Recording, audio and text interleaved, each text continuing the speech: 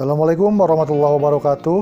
Halo para petani Indonesia dimanapun berada. Saya akan melanjutkan video yang sudah saya bikin mengenai eco farming. Hari ini ada beberapa hal yang perlu saya informasikan. Kita langsung saja, dan jangan lupa bagi yang belum subscribe, klik subscribe sekarang. Kawan-kawan petani dimanapun berada, PT BES sudah menyediakan sebuah produk yang sangat luar biasa yang bernama eco farming atau pupuk organik. Ada beberapa kasus yang terjadi kawan-kawan ketika ini digunakan, ada beberapa kegagalan ya, karena memang ada sesuatu yang memang petani kita tidak tahu cara menggunakannya. Maka video ini insya Allah akan memberikan manfaat dan mudah-mudahan petani kita bisa lebih tahu bagaimana menggunakan pupuk eco farming ya. Jadi begini, ada beberapa penyebab kegagalan karena salah pengaplikasian eco farming. Yang pertama adalah penggunaan biang fermentasi yang seharusnya untuk lahan tapi digunakan pada tanaman.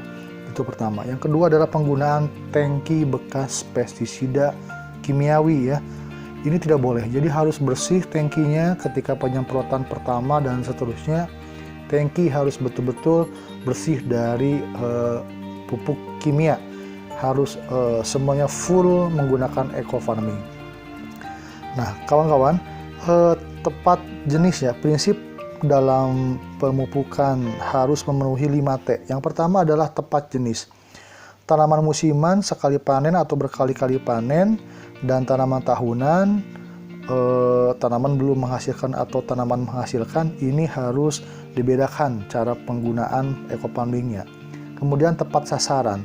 Tanah dengan tujuan mudah diserap oleh akar serabut tanaman atau tanaman dengan tujuan dapat langsung dimakan lewat mulut daun. Tepat cara ya, siramkan ke tanah langsung sebelum tanam atau semprotkan ke daun tanaman sesuai jadwal aplikasi.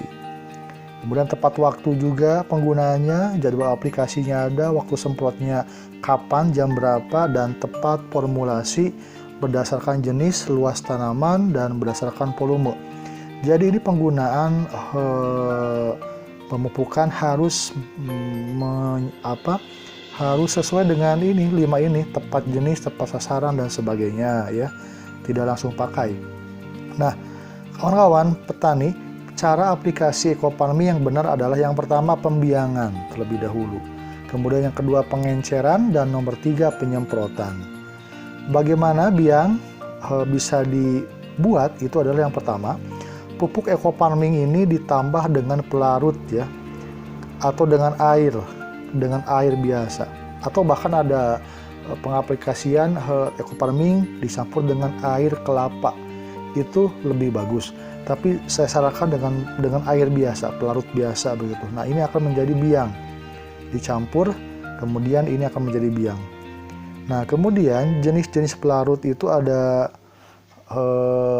yang tadi saya sebutkan ya, ada urin kelinci, urin kambing, atau bisa menggunakan air tetes tebu kalau ada, air kelapa muda itu lebih bagus, dan air hujan juga bisa dijadikan sebagai pelarut ya, dan air biasa atau air sumur atau air mata air itu juga bisa. Silakan para petani bisa memilih eco farming ini akan dilarutkan dengan air apa sesuai dengan kondisi yang ada ya.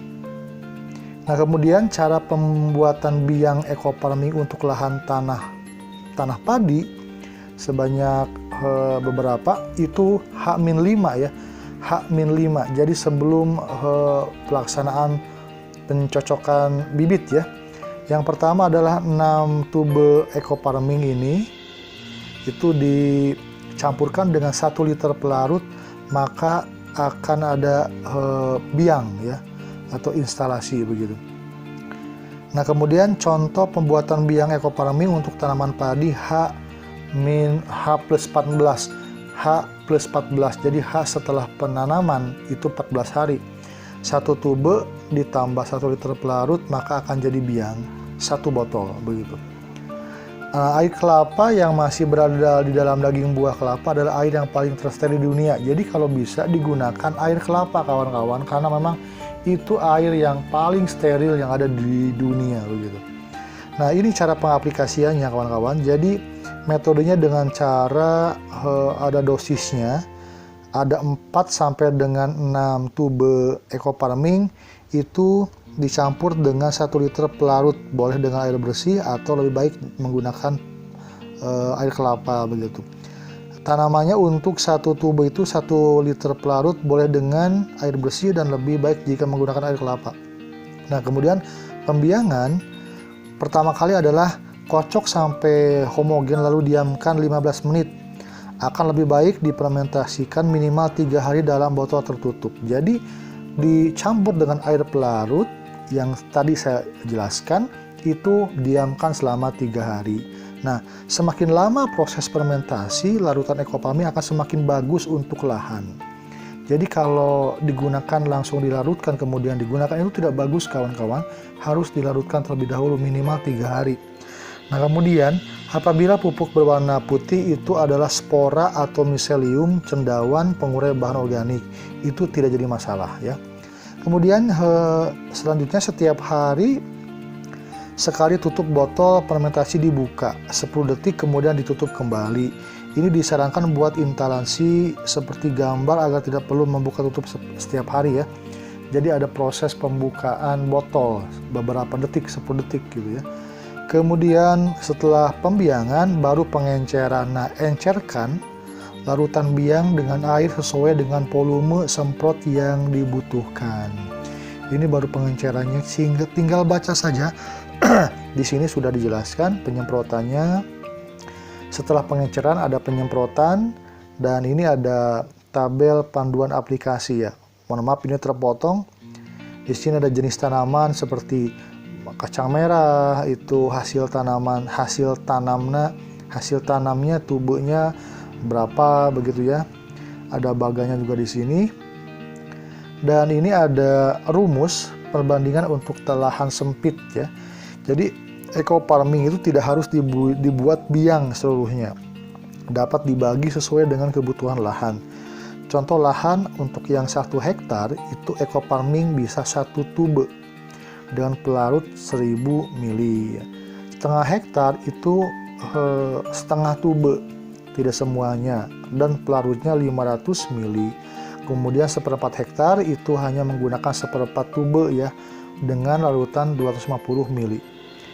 Nah, kemudian ini ada semacam warning, ada perhatian kepada petani bahwa 1, tangki semprot harus steril, aman dari sisa pestisida, herbisida, dan insektisida kimia ya. Sebaiknya pisahkan penggunaan tangki pestisida dan kalau ada tangkinya yang bersih. Namun jika masih mau tetap menggunakan tangki yang sama, sebaiknya dibersihkan dengan air tanah dan dibilas dengan air panas untuk mensterilkan tangki ya. Jadi banyak kejadian para petani langsung campur aja, itu tidak boleh. Itu warning sekali. Yang kedua adalah aplikasi eco farming tidak boleh dicampur dengan pupuk anorganik dalam satu tempat atau waktu kecuali aplikasi biopori ya. Yang ketiga, jika menggunakan pestisida, herbisida, dan insektisida, berikan setelah waktu minimal 7 hari sebelum atau sesudah aplikasi eco farming begitu. Nah, sampai di sana kawan-kawan, kita nanti akan dilanjutkan video yang part ketiga mengenai bagaimana solusi mengatasi hama dengan menggunakan produk eco farming ini. Mudah-mudahan ini ada manfaatnya dan silakan komentar untuk bertanya dan insya Allah kita akan diskusikan untuk pemakaian dari eco farming. Demikian, Assalamualaikum warahmatullahi wabarakatuh.